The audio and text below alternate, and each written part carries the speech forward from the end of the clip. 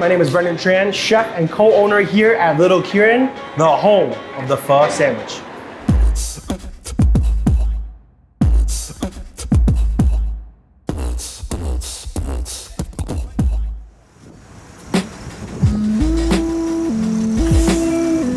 I have always been a little bit of a rule breaker. I think that's part of being creative.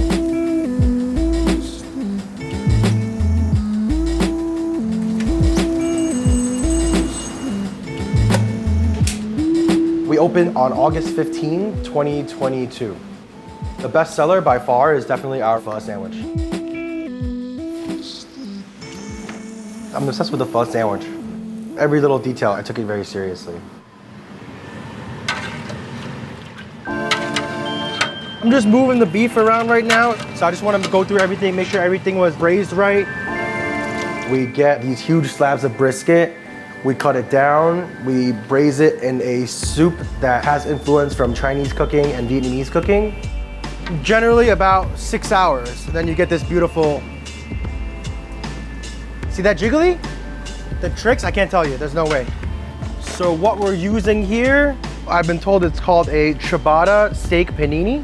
After trying that sandwich a few times with a different type of French baguettes, I realized the bread was not holding in the soup. Once we dipped it into the broth, I was like, it was just falling apart. So I had to search far, far and wide. I ate a lot of different bread that summer, went to a lot of different bakeries. When I finally found this one, I knew right away. This was a lot more solid and it just soaks in everything so nice while still keeping that texture of the sandwich. So when you press it down, this told me that it's gonna be able to soak everything up without breaking down. First, we're gonna toast some bread. I have some bread in the toast already. Boom, she's hot. She's crunchy on the outside, fluffy on the inside. In the pho sandwich, there's hoisin sauce, Thai basil, jalapeno, and the beef goes on top of that. On top of the beef is scallion, cilantro, raw onions, and crispy onions. We do something with the onions that I'm not gonna say, but there's more that meets the eye, I'll just say that.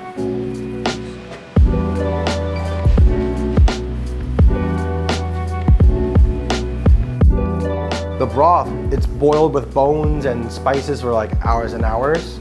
The broth recipe is loosely based on my grandma's recipe and one of my aunts.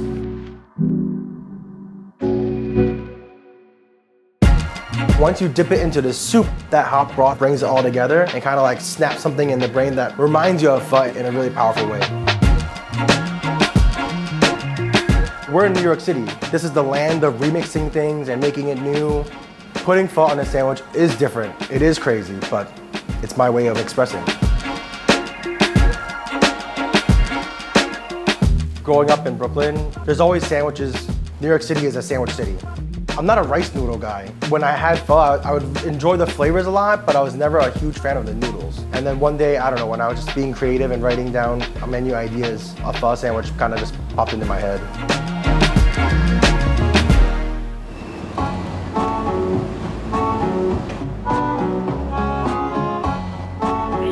Yeah, you guys need anything else, let me know. That's a big one.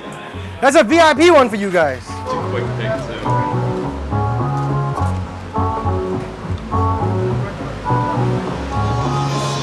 Okay, I've never had something like this. You gotta dip in the pho broth, and oh my God, it's amazing.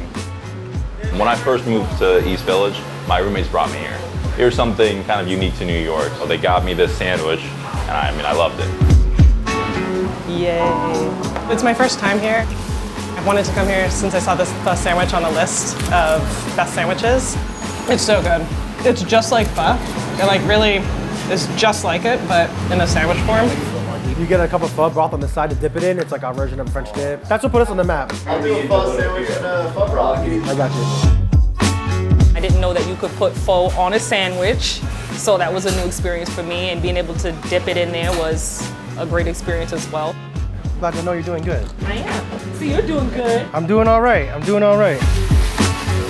I love Brendan. I've known Brendan for like years. We used to work on the trucks together. He was my favorite person to work with on the trucks. She's lying. I'm not lying. He's so cool. He's laid back. He doesn't do too much. Good to see you. How's it going? Good. Good. Talk to me. I live down the block. I come here 4 times a week. My loyalty card is my face card, not one of the punches. Yo. My absolute favorite part is interacting with the customers. Appreciate it. All the friends and relationships I've made along the way, they love coming here to just say hi and eat. It's really like a dream come true. But when I see like a Vietnamese mommy or auntie coming in, I get a little nervous. They're gonna compare their pho with mine, and it's a whole thing. I don't want people thinking I'm knocking our culture or trying to disrespect our culture. The only person I wanted to get an okay from was my mom. So I asked my mom, I was like, hey, I have this idea for a pho sandwich. Is that disrespecting our culture in any way? 即係佢都有問過我㗎，我話你試下係好㗎，我中意嘅，因為我本身中意食麵包嘅。She goes, well, it's a little weird, but pho is all about the soup. It's like the soul of that dish. In that moment, I was like, oh, wow, what if I put a cup of pho soup on the side and dip it? After that, she's like, oh, okay, yeah, that could work. My family struggled very hard to get here in America, late 70s, early 80s. They would tell us stories about how it was really scary. They were on a boat for months at a time. 喺個海外面冇得食冇得飲3日，俾嗰啲賊劫就劫咗7次。Until this day, my mom can't go on a cruise without feeling like weird. 所以嚟到美國，我好珍惜。I started cooking in 2012 because my father passed away suddenly. He was like the main breadwinner. At that time, I was still a little idiot. I was only 19. I'm not going home. I was just being a bad kid, you know? And I saw my mom working like 7 days a week. And to me, it just didn't sit right. As a son, how can I live with myself watching her work the way she's working? 佢喺嗰段時間，佢見到我辛苦2個星期後，佢就已經係唔一樣，就去揾工做啦。He's quit school when our father passed to help my mom get things together and help raise me at the same time when no one asked him to. No one asked him, no one told him, you need to start being a dad to your little sister. So after that, I dropped everything and I just got the first job I could, which was on a food truck that my best friend was already working on. He's like, hey, come work with us. That's how cooking started. And he's worked ever since and hasn't stopped. There's been times where he's come home super tired, like I can barely get a word out of him, and the next morning, before I wake up, he's out the house.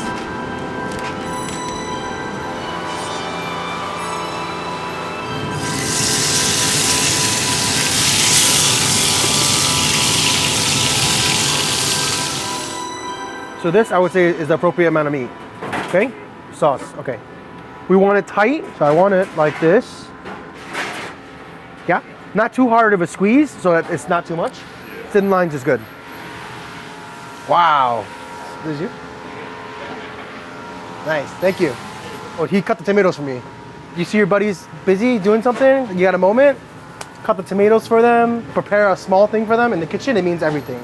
Some of my best friendships in life have been made through working together in kitchens.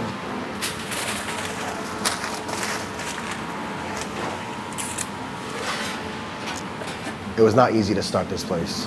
Okay, my friends, here you go. I was a new guy on the block. I'm not a famous chef. I didn't go to culinary school. Nobody knows who I am. We really had to fight hard to gain the reputation we have now. So it was very difficult. Still is, but it's also very fun. A big goal of mine has always been about bigging up and preserving our culture. Through food, I'm pushing Asian culture, pushing Asian flavors. I belong to a line dance club. I've been in it since I was 10. Through line dance, I'm preserving that old culture. If it's not us, then who's gonna do it? What do I want to achieve? To be honest, I've been thinking about that lately. I feel like I've done it. Making my family proud. That journey to America wasn't for nothing. Someone from my family made something of himself. I feel like I've already done that.